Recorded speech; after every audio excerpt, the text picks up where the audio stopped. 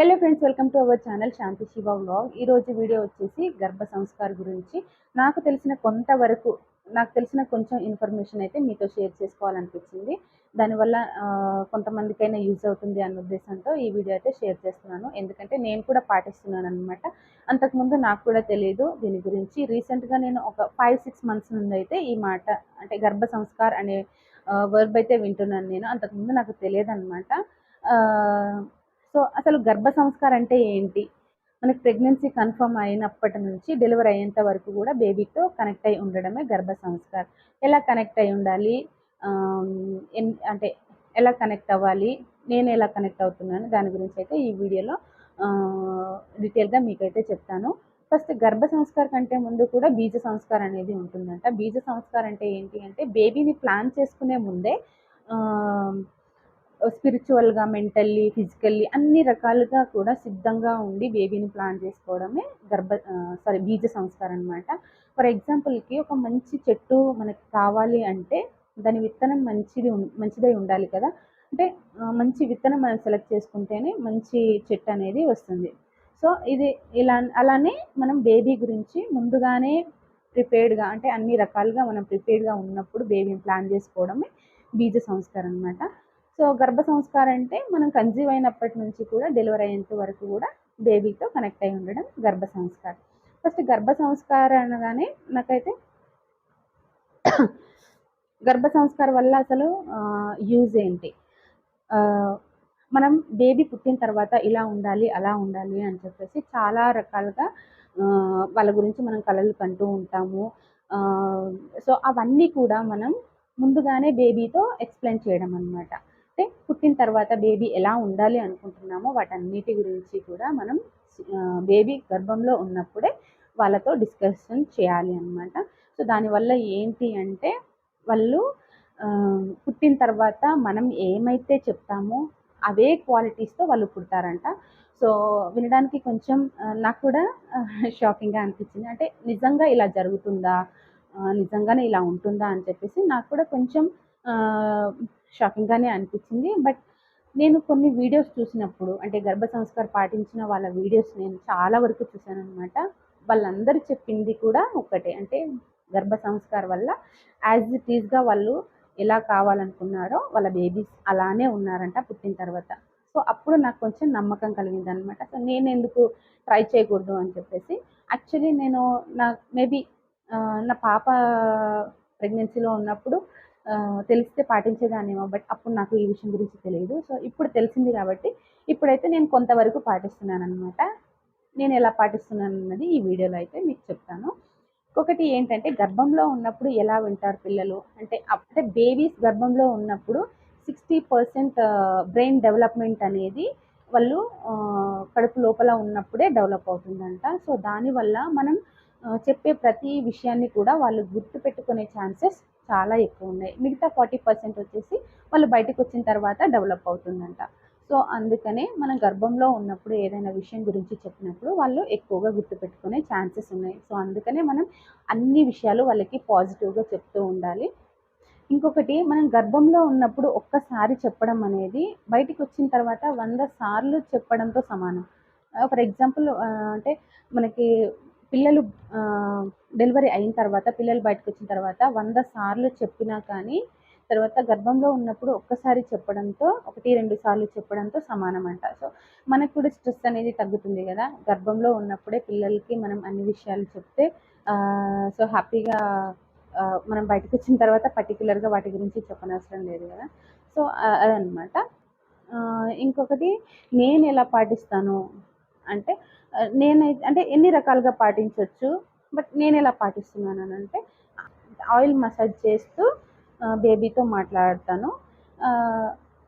ఇంకొకటి అంటే మా పాప ఉంటుంది కదా, మా పాపతో మాట్లాడుతూ అలా కూడా మాట్లాడతాను. సో చాలా రకాలుగా మనం మాట్లాడుకోవచ్చు అనమాట బేబీతో. ఇంకొకటి, ఏదైనా పర్టికులర్ టైం ఉంటుందా, టైం టు టైం పాటించాలా అంటే అది కూడా అవసరం లేదు. నేనైతే మాత్రం నాకు టైం దొరికినప్పుడే నేను మాట్లాడుతూ ఉంటానన్నమాట. నాకు టైం దొరకలేదు అంటే నేను మాట్లాడను. ఇంకోటి ఏంటంటే బేబీస్ మనం ఏదైనా హెల్త్ ఇష్యూస్ ఉన్నా కానీ క్యూర్ అవుతాయంట. నేను రీసెంట్గా ఒక 3-4 వీడియోలు చూసినప్పుడు ఒక ఒక సిస్టర్ చెప్పింది అనమాట. తనకి ఫస్ట్ టైమ్ హాస్పిటల్‌కెళ్ళినప్పుడు థైరాయిడ్ ఉండిందంట. సో, థైరాయిడ్ గురించి తను రోజు బేబీతో చెప్పేదంట. అంటే ఎలా అంటే ఇలా అంటే డాక్టర్స్ థైరాయిడ్ హైలో ఉంది అని చెప్తున్నారు. సో, దానివల్ల నీకేం ఎఫెక్ట్ కావద్దు. నాకు కూడా ఎఫెక్ట్ రావద్దు. ఆహ్, అంటే నువ్వు ప్రొటెక్ట్ చేసుకోవాలి. నువ్వు స్ట్రాంగ్‌గా ఉండాలి. అని చెప్పేసి రోజు తను బేబీతో చెప్పేదంట. సో, తర్వాత అలా అయిన తర్వాత నెక్స్ట్ టైమ్ సెకండ్ టైమ్ హాస్పిటల్‌కెళ్ళిన తర్వాత తన థైరాయిడ్ అంతా తగ్గిపోయిందంట. సో, ఆ అక్క చెప్తే నాకు కొంచెం షాకింగ్‌గానే అనిపించింది. నిజంగానేనా అలా ఉంటుందా అని చెప్పేసి. సో, అలా నేను చాలా వీడియోస్ చూసాననమాట. చాలా రకాలుగా మనం ఆహ్, చాలా రకాల ప్రాబ్లమ్స్‌ని కూడా గర్భ సంస్కారం వల్ల మనం ఆ ప్రాబ్లమ్ నుండి ఆహ్, సొల్యూషన్ అనేది తెచ్చుకోవచ్చనేసి చాలా వీడియోస్ అయితే నేను చూసాను. ఆహ్, ఇంకొకటి ఏంటంటే నార్మల్ డెలివరీకి కూడా ఆహ్, ఛాన్సెస్ ఉంటాయన్నమాట ఈ గర్భ సంస్కారం. అంటే మనం ఏంటంటే ముందుగానే మన బాడీని ప్రిపేర్ చేస్తాం కదా! సో, దానివల్ల నార్మల్ డెలివరీ కూడా అయ్యే ఛాన్సెస్ ఉన్నాయన్నమాట. సిజేరియన్‌కి ఎళ్ళే ఛాన్సెస్ చాలా తక్కువ. అండ్ నేనైతే ఇంకోటి గర్భ సంస్కారం అంటే తల్లి మాత్రమే పాటించాలా అంటే అలా ఉండదనమాట. ఇద్దరు గూడా అంటే తల్లి, తండ్రి ఇద్దరూ పాటించాలి. మనకంటూ కొన్ని కోరికలుంటాయి గదా! పిల్లలు ఇలా ఉండాలి, అలా ఉండాలి అని చెప్పేసి. అలానే తండ్రికి కూడా ఉంటాయి గదా! అంటే నా పిల్లలు ఇలా ఉండాలి అని చెప్పేసి. సో, ఇద్దరు డిస్కషన్ చేసుకొని బేబీతో మాట్లాడుకోవాలనమాట. అలా మాట్లాడుకోవడం వల్ల బేబీ బాగా గుర్తుంచుకుంటుందనమాట ఆ విషయాలన్నీ కూడా. సో, ఇద్దరు పాటిస్తే చాలా మంచిది. గర్భ సంస్కార్ అనేది 3 రకాలుగా ఉంటుందంట. అంటే గర్భ సంవార్, గర్భాహార, గర్భయోగ అని చెప్పేసి. గర్భ సంవార్ ఏంటంటే నార్మల్‌గా ప్రతి ప్రెగ్నెంట్ లేడీకి కూడా మూడ్ స్వింగ్స్ అనేవి చేంజ్ అవుతూ ఉంటాయి. అంటే ఎమోషన్స్ అనేవి కంట్రోల్‌లో ఉండవనమాట. ఊరికేనే కోపం రావడము, ఆహ్, ప్రతి చిన్న విషయానికి ఏదన్నా కోప్పడము, లేకుంటే ఏదన్నా చిన్న విషయానికి డిప్రెషన్స్‌లోకెళ్ళడము, అలాంటివి అవుతూ ఉంటాయి గదా! సో, దానివల్ల ఏంటంటే బేబీకి ఎఫెక్ట్ అవుతుంది. అలా కాకుండా ఉండాలి అంటే మనం మన మన ఎమోషన్స్‌ని కంట్రోల్ చేసుకోగలగాలి. దానికోసం మన ఫ్యామిలీ మెంబర్స్ కూడా కొంచెం మనకి సపోర్ట్‌గా ఉండాలనమాట. అంటే వాళ్ళు మన మీద తీసుకునే కేర్ కానీ, లేదంటే ప్యాంపరింగ్ దీనివల్ల ఏంటంటే మనం వాటి నుంచి బయటపడొచ్చు. ఆ మూడ్ స్వింగ్స్‌ని మనం కంట్రోల్‌లో ఉంచుకోవచ్చనమాట. అంటే మన చుట్టూ కొంచెం ఆహ్లాదకరమైన వాతావరణాన్ని క్రియేట్ చేయడం వల్ల వీటి వల్ల మనం ఈ ఎమోషన్స్‌ని మనం కంట్రోల్‌లో చేసుకోవచ్చనమాట. ఇంకొకటి మంచి మ్యూజిక్ వినాలంట. సో, ఆ మ్యూజిక్ అనేది మన బేబీ కూడా వింటుంది. బేబీకి మనం అంటే 5 మంత్స్ నుండే బేబీకి హియరింగ్ అనేది స్టార్ట్ అవుతుంది. సో, మ్యూజిక్ అనేది మనం ఏది వింటామో వాళ్ళకి అదే మ్యూజిక్ అనేది అలవాటవుతుంది. సో, మ్యూజిక్ వినేటప్పుడు మనం కొంచెం మెలోడీస్, క్లాసికల్ అలాంటివి అంటే ఎక్కువ బీట్స్ లేకుండా ఆహ్, స్మూతీ మ్యూజిక్ అనేది వింటూ ఉండాలనమాట. నెక్స్ట్ వచ్చేసి ఏవైనా మంచి బుక్స్ కూడా చదువుకోవచ్చు మనం. బుక్స్ అంటే మన రిలీజియన్స్‌తో సంబంధం లేదు. ఏదైనా చదువుకోవచ్చు. అంటే భగవద్గీత కానీ, ఖురాన్, బైబిల్ అలాంటివి. అంటే మనకి ఏదైతే ఇష్టమో అది మనం చదువుకోవాలి. చదువుకోవడం వల్ల ఏంటంటే పిల్లలు స్పిరిచువల్‌గా కూడా స్ట్రాంగ్‌గా ఉంటారంట పుట్టిన తర్వాత. వాళ్ళ ఐక్యూ లెవెల్స్ అనేవి పెరుగుతాయి. సో, ఇవే కాకుండా ఇంకా వేరే బుక్స్ ఏవైనా గూడా మంచి బుక్స్ ఏమైనా ఉంటే అవి కూడా చదువుకోవచ్చనమాట.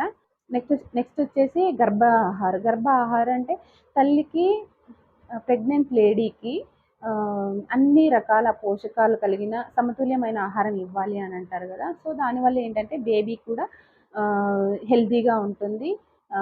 తర్వాత మనం ఏ ఫుడ్ అయితే తీసుకుంటామో ఆ ఫ్లేవర్స్ అనేవి బేబీకి అలవాటవుతాయి. పుట్టిన తర్వాత వాళ్ళు కూడా అదే ఫుడ్ తీసుకుంటారు. ఎక్కువగా జంక్ ఫుడ్ లాంటివి తీసుకోకుండా మనం కొంచెం పోషకాలతో కూడిన ఆహారం తీసుకోవడం వల్ల ఏంటంటే వాళ్ళకి అదే ఫుడ్ అనేది అలవాటవుతుందనమాట. వాళ్ళ హెల్త్ గూడా బావుంటుంది. నెక్స్ట్ గర్భయోగ. గర్భయోగ ప్రెగ్నెంట్ లేడీస్‌కి కొన్ని పర్టిక్యులర్ యోగా, తర్వాత ఎక్సర్‌సైజెస్ ఉంటాయి. అవి చేయడం వల్ల ఏంటంటే మన బాడీ అనేది ఫ్లెక్సిబుల్‌గా తయారవుతుంది. అంటే మన బాడీ ఫ్లెక్సిబుల్గా తయారవ్వడం వల్ల నార్మల్ డెలివరీకి ఆటోమేటిక్గా మన బాడీ అనేది ప్రిపేర్ అవుతుంది అనమాట. సి సెక్షన్ అనే మాట ఉండదు. బాడీ పెయిన్స్, తర్వాత బ్యాక్ పెయిన్ అలాంటివి ఉంటూ ఉంటాయి కదా, కొన్ని కాంప్లికేషన్స్ ఉంటాయి. అవి కూడా వాటి నుండి కూడా మనం రిలీఫ్ అనేది వస్తుందన్నమాట ఈ గర్భ యోగా వల్ల. సో వీటన్నిటిలో నేనేం పాటిస్తున్నాను అని అంటే, నేనైతే యోగా అదేమీ లేదు. జస్ట్ మార్నింగ్ టైంలో కొంచెం ఒక హాఫ్ అన్ అవర్ వాకింగ్ చేసి వస్తానన్నమాట. వాకింగ్ చేసొచ్చి కొంచెం చిన్నగా ఎక్సర్సైజ్ అయితే చేస్తాను. యోగా అలాంటిది ఏమీ చేయట్లేదు. అండ్ ఫుడ్ విషయంలో కూడా ఎక్కువగా అయితే నేను కేర్ అయితే తీసుకోవట్లేదు. కొన్ని సార్లు అయితే మిస్ అవుతుంది. కొన్ని సార్లు మిస్ అవుతది. జంక్ ఫుడ్ తీసుకోవడము అలాంటివి అవుతుంది.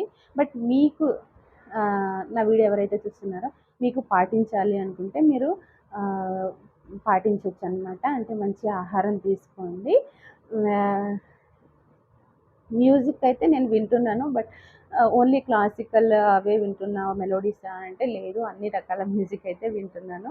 అండ్ నేను ఒక్కటే పాటిస్తున్నది ఏంటి అంటే, ఆయిల్ మసాజ్ చేస్తూ బేబీతో కొంచెం సేపు మాట్లాడతాననమాట. అంటే నాకంటూ కొన్ని కోరికలు ఉంటాయి కదా, బేబీ ఇలా ఉండాలి, అలా ఉండాలి అని చెప్పేసి వాటి గురించి అయితే నేను ఎక్స్‌ప్లెయిన్ చేస్తూ ఉంటాను. అంటే ఫర్ ఎగ్జాంపుల్‌కి అంటే నువ్వు స్ట్రాంగ్‌గా ఉండాలి, బ్రేవ్‌గా ఉండాలి. బయటకొచ్చిన తర్వాత బేబీ ఎలా ఉండాలి అనుకుంటున్నావు అంటే, పెద్దవాళ్ళని గౌరవించాలి, చిన్నవాళ్ళని ప్రేమించాలి. ఇలాంటివి నాకు తోచిన మంచి విషయాలు అన్నీ కూడా చెప్తూ ఉంటాననమాట. ఇంకా నాకు ఏదైనా కాంప్లికేషన్స్ ఉన్నా కానీ వాటి గురించి అయితే చెప్తూ ఉంటాననమాట. సో ఫైనల్లీ ఇది అనమాట నేను పాటించేదైతే. మనకి టైం ఉంటే అన్ని రకాలుగా పాటించవచ్చనమాట. అంటే మంచి మ్యూజిక్ వినడం, మంచి బుక్స్ చదువుకోవడము, మంచిగా రెస్ట్ తీసుకోవడము, ఆహ్, ఆహ్, ఒక టైం చూసి బేబీతో మాట్లాడడం అవంతా చేయొచ్చనమాట. బట్ నాకేంటంటే, నాకు పాప ఉంది కాబట్టి ఇంట్లో అన్ని పనులు చేసుకోవాలి. సో అందువల్ల నాకు ఎక్కువ టైం ఉండదనమాట. అందుకని నాకు టైం ఉన్నప్పుడు మాత్రమే నేను పాటిస్తాను. ఆహ్, సో నా వీడియో చూసే మీరు ఎవరైనా మీకు టైం ఉంటే మీరు టైమ్ టు టైం పాటించొచ్చు. దానివల్ల ఏంటంటే బేబీ చాలా ఇంపాక్ట్ చూపిస్తుంది బేబీ మీద. సో ఇది అన్నమాట ఫైనల్‌గా నేను పాటించే గర్భ సంస్కారం అయితే. ఈ వీడియో మీలో ఎవరికైనా నచ్చితే, యూజ్‌ఫుల్ అనిపిస్తే please like, share, comment, subscribe చేయడం మాత్రం మర్చిపోకండి. బెల్ ఐకాన్‌ని క్లిక్ చేయండి. దానివల్ల నేను చేసే ప్రతి వీడియో మీకు నోటిఫికేషన్ రూపంలో వస్తుంది. Thank you for the watching this video.